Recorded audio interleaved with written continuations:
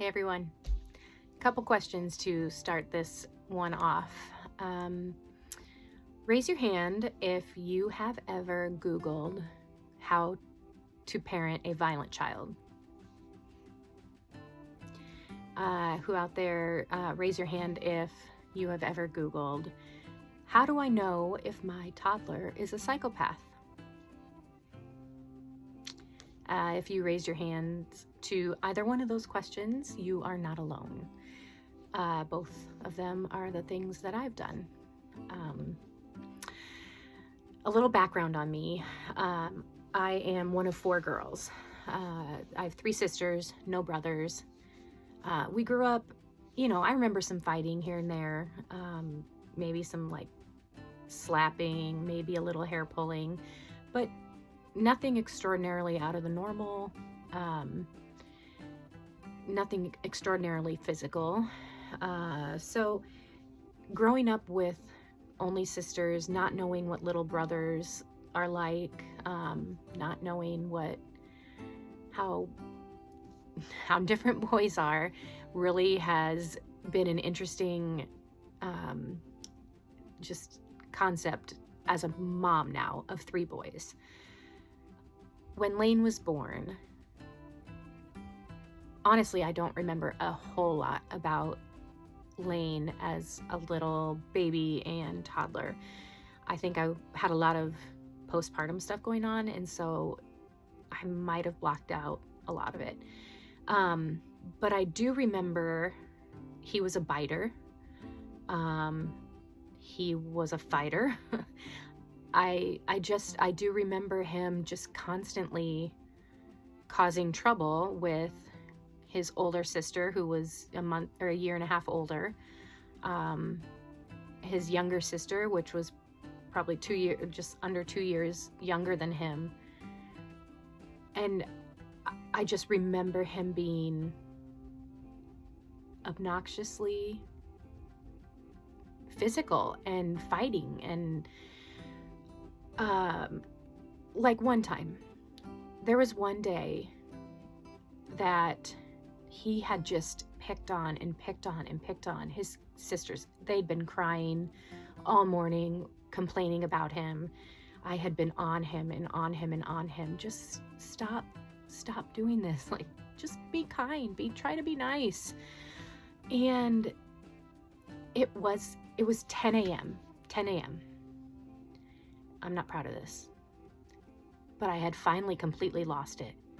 And I just said, nobody's ever gonna like you because you're such an asshole all the time. Not my finest moment. I understand that. Not something I try to do very often. But I had just completely lost all of my patience for him. You know what he did? He looked at me in shock. He looked at me and he said, "Are you mad at me?" Yeah, I am. As if he just looks at me as if like, I don't know what you're talking about. Like, this has been fine. This is just normal for me. I tell you what, I sent him up to his room to have some alone time, and I got on my iPad and I Googled, how do I parent a violent child? Because he didn't even know that this was so frustrating for me. So that was Lane. Now Lucas was the best baby ever. Like, I think I've said that before. I just adored him as a baby. All babies turn into toddlers, and we had some really tough couple years with Lucas as a toddler. When I talk about tantrums and stubbornness and just willful child, that is Lucas to a T. That kid could go from happy as could be to the complete opposite. His emotional swings were just unpredictable and so extreme. And he would fight and kick and scream. He would want me. Mommy, I want mommy, I want mommy, I want mommy. And I would go to him and try to calm him and love on him, and he would still be so mad. He'd be hurting me. He'd be hitting me, kicking me, doing whatever he could to make me understand how angry he was. And trust me, I've had all sorts of people give me advice about how to parent that and how to punish that and how to deal with those behaviors. Trust me, we tried them all. He didn't respond to them at all. It would just continue and continue and continue until he was done. When he decided he was done, that's when it ended. So that was like a very difficult few years with him. Then we had James. And I've said this before, James was a COVID baby. And that right there should tell you enough.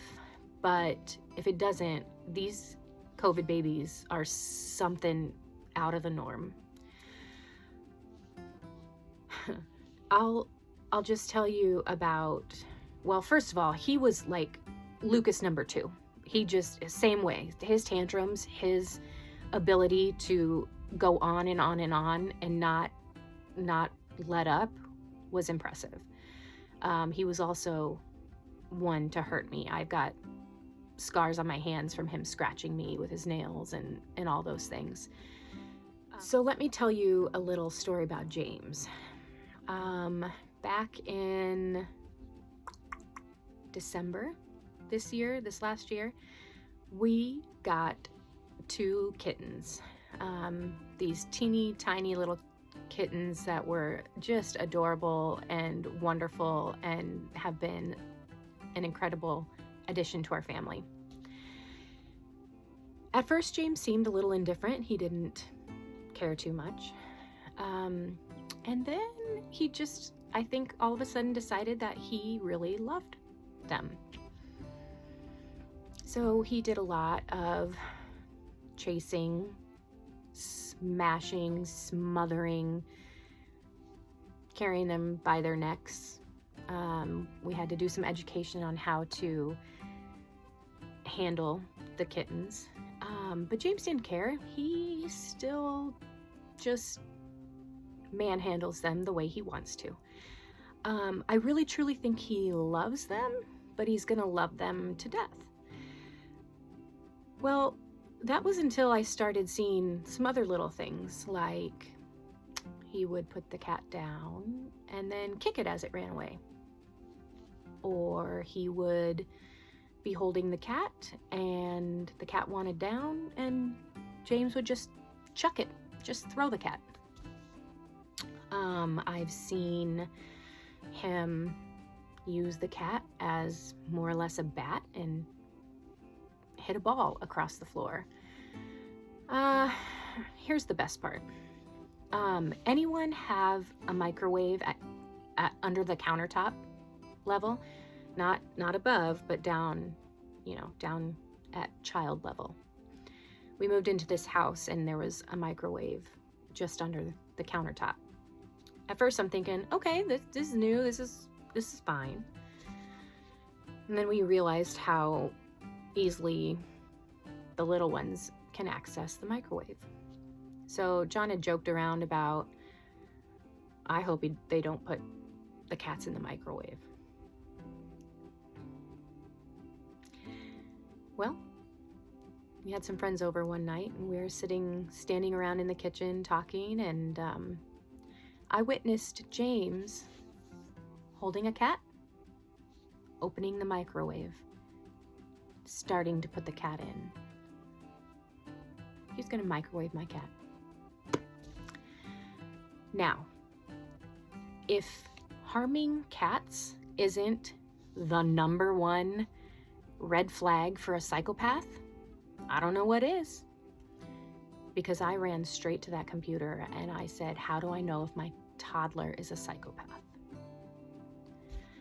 Everyone keeps telling me like, oh, this is just little boys. This is what boys do. That's just what they do. And I'm thinking, child's a psychopath. And I laugh and I tell people and I kind of joke around, but there is definitely part of me. In my head, I'm thinking I might have the next Jeffrey Dahmer. So anyhow, over the last few years, as I've seen our littlest ones especially get older, they're now 3 and 4, they're kind of able to hang a little bit more with the kids around the neighborhood, the older kids. And there was one day I watched my 3 boys, so they're 3, 4, and 9, out on our trampoline with 2 neighborhood boys. And to say that they were roughhousing is an understatement. We just sat there in our kitchen watching out the door as those 5 boys just wrestled and wrestled. And I was like internally cringing the whole time. I'm watching them like, someone's gonna get hurt, someone's gonna break a limb, someone's gonna come in angry, crying, they're gonna just start a big fight, all the things. And my husband's just like, Terry, just let them be, just let them be. And I'm like, I understand boys, you know, they're different, but like, I don't want to watch that. And he just said, let them be. So I did, and we watched them for a very long time. At one point, my oldest did get hurt and was obviously holding his head or whatever it was. And I just wanted to ask, hey, are you okay? And John just kept saying, just leave him be, just leave him be. And I watched him, and it was just taking so long, and he was still upset about something. And I just wanted to say, hey, buddy, are you okay? And John just let him be. And by golly, he got up and started just in at it again. And just the roughhousing, the wrestling, it's just something else. And even my 3 and 4-year-old hung right in there, laughing for the most part. But it's just stuff like that, like the boys and their impact play, their high impact play. They want rough and tumble. My husband wrestles them all the time in the house, and it's just like their body feeds on that. My girls, well, Tessa likes to get in on that too, but they're just not like that. They're just not. And I'm not saying my girls are these dainty little quiet things, but you will never convince me that boys are not built differently than girls. And no, we have not treated them any different. But you can see, it's obvious from the time they're little, it's clear that they are just built differently. And I know it's not everyone. I know not every kid fits in that box, in that mold. And there are probably some of you out there saying, that's not true, that's not true, that's not how my life is. And that's fine. But everything I've experienced and my family has experienced is they're just built different. How mothers of only boys, multiple boys, get through the day every day without having a heart attack is beyond me. So I'm proud of all you boy moms. I'm proud of all you girl moms too. But like I said, you'll never convince me that boys are not built different. And it's okay to Google psychopath tendencies and things like that. It's okay. They'll grow up, hopefully grow out of it. Fingers are crossed. Until next time.